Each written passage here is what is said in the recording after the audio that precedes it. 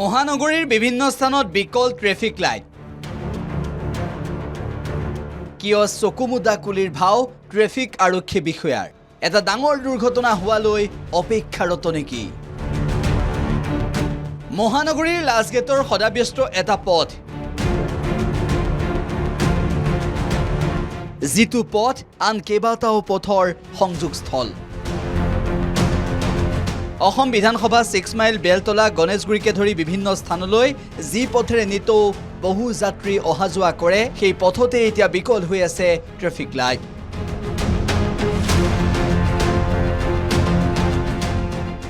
যাৰ পৰিপ্ৰেক্ষিতত সেই স্থানত বহুবাৰ দুৰ্ঘটনা হোৱাৰো উদাহৰণ আছে কেৱল সিমানেই নহয় গুৱাহাটী মহানগৰীৰ আন কেইবাটাও স্থানতো বিকল ট্ৰেফিক লাইট এতিয়া প্ৰশ্ন উত্থাপন হৈছে কিয় চকুমুদা কুলিৰ ভাও ধৰিছে মহানগৰ প্ৰশাসনে বহু বাতৰি সম্প্ৰচাৰ হোৱাৰ পিছতো গা লৰা নাই বিভাগৰ এইটো ঠিক কৰিব লাগে আৰু আপোনাৰ জলদিব লাগে আৰু এই ক্ষেত্ৰত বিভাগৰ দৃষ্টি কি হ'ব কি পদক্ষেপ গ্ৰহণ কৰিব বিভাগীয় কৰ্তৃপক্ষই Junmoni Hazarika report the news plus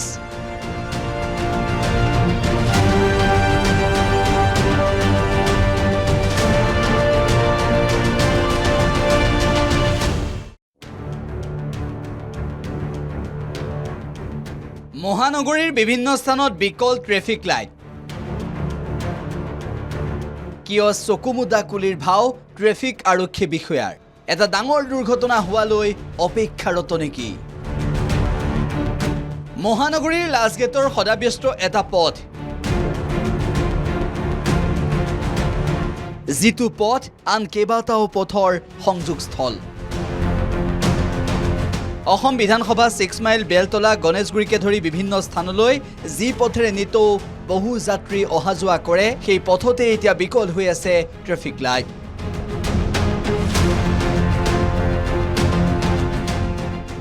যাৰ পৰিপ্ৰেক্ষিতত সেই স্থানত বহুবাৰ দুৰ্ঘটনা হোৱাৰো উদাহৰণ আছে কেৱল সিমানেই নহয় গুৱাহাটী মহানগৰীৰ আন কেইবাটাও স্থানতো বিকল ট্ৰেফিক লাইট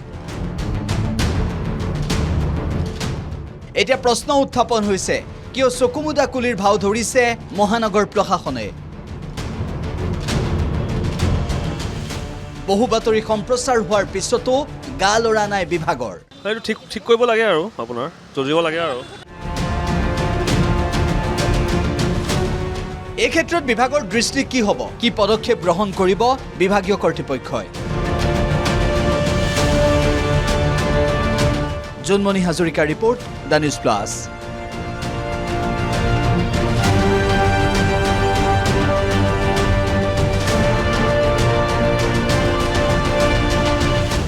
যিকোনো খবৰৰ বাবে যোগাযোগ কৰক 7099017330 লগতে 7099017110 নম্বৰত